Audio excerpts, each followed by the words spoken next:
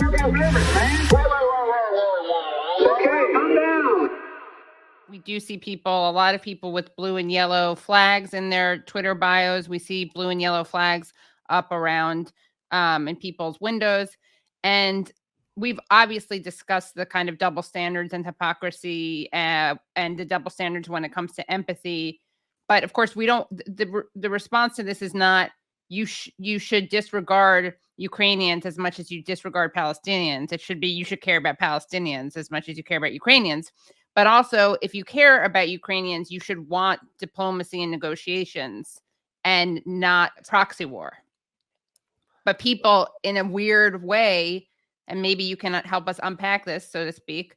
Sorry to use such a corny academic jargon, but people somehow see calling for peace as a pro-war. I mean, we live in this topsy-turvy world where you're a Putinist if you want for there to be negotiations. I think within the camp of the global left, and it's not just a Western warrior state problem. This is in the global left. It was the war or the conflict in Syria that really opened up a series of fissures.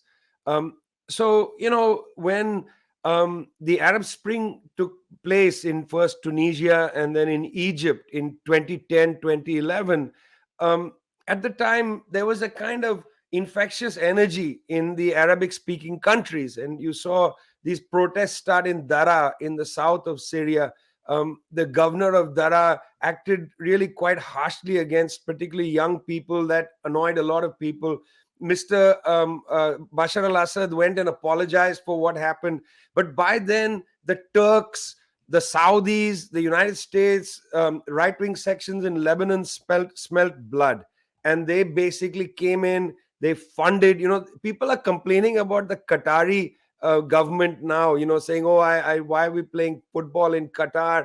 All the money spent on these stadiums, people lost their lives. What about the Qataris funding the most ghastly elements in Syria? I mean, I visited these camps in the Kalamun mountains of Jabhat al-Nusra. I mean, these guys, they were vicious fellows, wanting to slaughter Christians and so on. They were all funded by the Turks, the Qataris, the Saudis. In those days, Qataris and Saudis were together. So people who said, hey, listen, this is not really some sort of liberation struggle. This is a ghastly conflict between, on the one side, a government which is being beleaguered. And, my God, I have friends who were in Mr. Assad's jails. It's hardly a great liberal paradise. On the other side, these jihadi characters, horrible, just repellent. But suddenly a discourse appeared where if you were on the left and you were not saying, if you were not basically ventriloquizing the CIA talking points, which was Assad must go. If you don't say Assad must go, later Gaddafi must go and so on, then you were pro-Assad and therefore you were anti-humanity. This binary logic was set up around the Syria war. I know, iterations of this were there earlier, but for this generation, the Syria war was, I think, very important. And in many parts of the global left, this became a defining feature. And after that, again, a kind of multiple choice exam is given to people on the left. What is your opinion on Xinjiang? There's only two choices, A and B. If you choose A, you're genocidal. If you choose B, then, you're for humanity. Well, B may be for regime change backing the CIA, but that's not really taken seriously. This multiple choice attitude, this world of binaries, the lack of ability to look at the complexity of politics and history. People with no experience in politics basically came out there with giant megaphones, again, repeating CIA talking points and so on.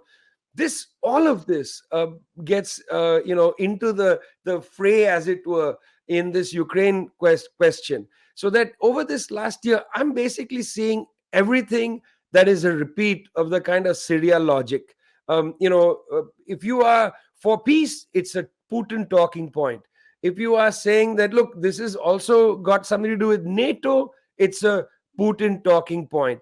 If you say, well, the war in Ukraine is bad, but, remember the war in Iraq, well, that's whataboutism. Right. You see, this whataboutism is nonsense, because this is a term manufactured by British intelligence, used against the Irish Republican Army when the IRA was bombing pubs in London.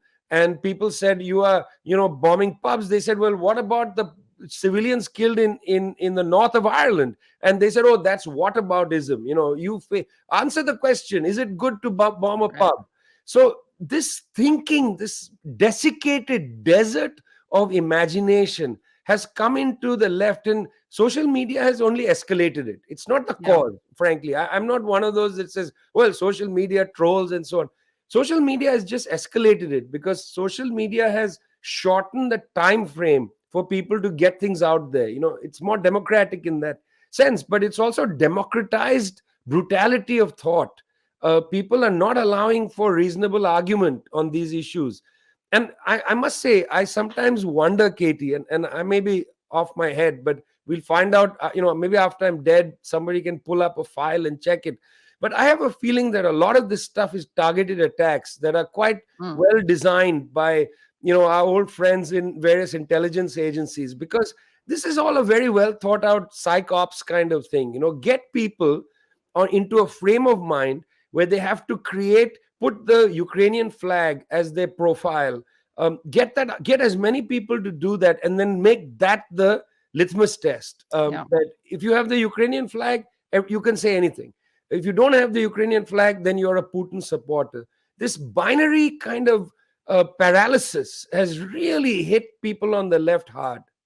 And I think what's scary is that you have people who are, I mean, bad faith players, like you just referred to. Then you have people who are actually, I think, good faith. They just don't get it.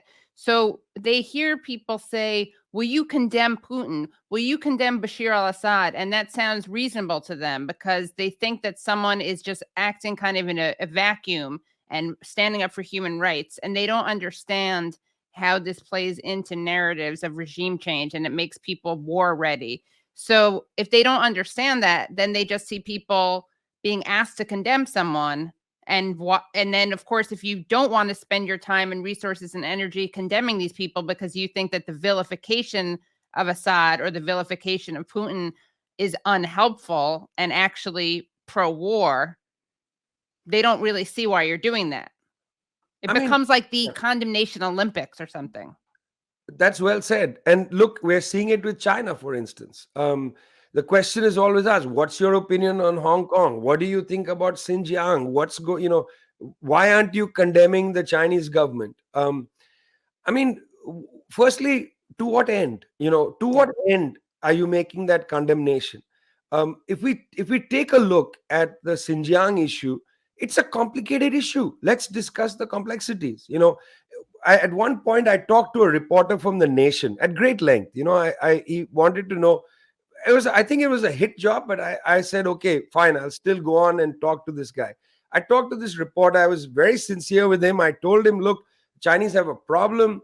They had underdeveloped parts of Western China, so they put in large investments in the last 10 years. They've mechanized agriculture in Xinjiang, southern Xinjiang, the cotton areas, and so on. They're integrating Xinjiang into Central Asia. And then I said something that, he completely took out of context. I said that this is part of a modernization project. That, in other words, they're trying to eradicate poverty. They're trying to integrate people into the rest of what's going on in China. And finally, they're having to deal with the question of radicalization of people on the lines of jihadism. Now, how does the United States deal with jihadism? You go and bomb the shit out of the country. That's how the US does it. You kill over 1 million people. How does the US do it? You pick out people and throw them in Guantanamo or in other black sites and torture them. That's what the US does. Putin and Yeltsin before him bombed Chechnya to the ground to deal with jihadism. The Chinese decided, we don't want to do that. We're going to put people and have, whatever it is, re-education of one kind or the other. Now, you pick and choose what is preferable. I'm not saying re-education is a good thing, but it's certainly in the context of destroying Urumqi, just flattening Urumqi, like the United States flattened Iraq. That's hardly a better solution. Is there an even better way to do it? I'm interested in a discussion. What's a better way to do it? But the moment you say, let's have a conversation, oh, you are a genocide denier. I mean, this is the level at which, in a sense, I would argue that a kind of binary attitude, a sort of CIA trapdoor is set for you. You know that you stand alongside this trapdoor, and in a way, the only thing you can do is jump in.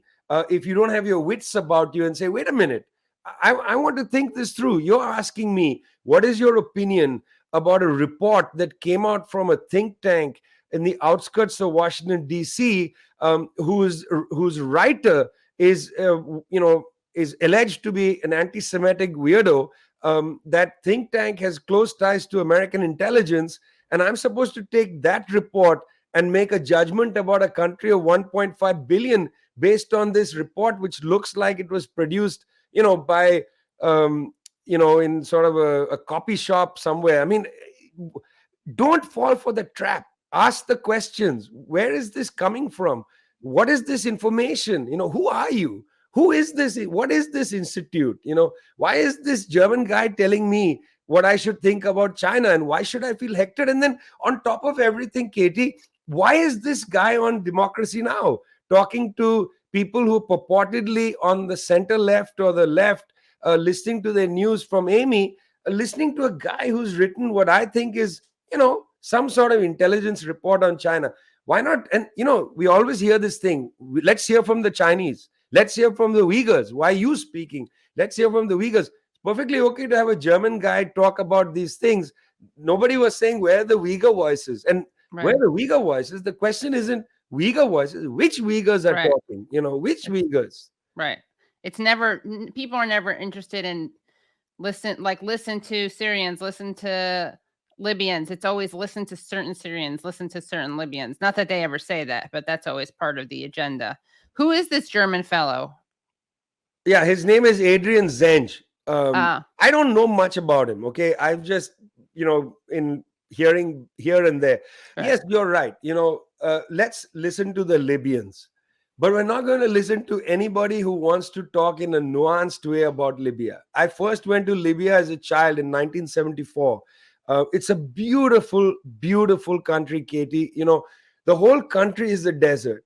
And there is no real country because it's cities that are attached to each other by roads in the north. And there's the great city of Sabah in the south, beautiful cities along the Tunisian borderland, cities made of sand and mud. Beautiful, gorgeous country. What was done to Libya was grotesque. I mean, unnecessary. I mean, I remember talking to the UN Secretariat, asking them, listen, you just passed a resolution 1973 in March of 2011, and I said, hey, listen, guys, you've just passed this resolution. On what basis are you making the argument that Gaddafi is conducting genocide in Libya? And they said, well, it's on the basis of press reports. So I asked one of my friends who is in the secretariat, listen, be honest with me, okay, when you say press reports, what press? Because I don't know of any press that's actually there in Ajtabia, which was the front line of the civil war at the time. People were there in Benghazi, but they were not there in Ajtabia. So how do you know what's happening in Ajtabia? And he said, oh, well, the main press source for our resolution is Al-Arabiya. Al-Arabiya? Al-Arabiya is the bloody press release of the Saudi royal family. It's basically the palace rag. How can you take this? This is not a press. This is the stenographers of the Saudi royal family. For God's sake, the United Nations using Saudi talking points to basically push through a UN resolution that allowed France and the United States to bomb the living daylights out of Libya, destroy the state, and look at the state it is in now. Not only Libya, but look at what continues to happen. No more on the news. Continues to happen. There are African peoples who are held captive in northern cities like Misrata. For a brief period, there was some press reporting. That has vanished. My friends in Libya tell me that stuff is still going on. To some extent, because the Europeans are not preventing migrants to cross the Mediterranean easily. Migrants continue to come for a host of reasons. And in Libya, it's become a business now. This is what they did to Libya.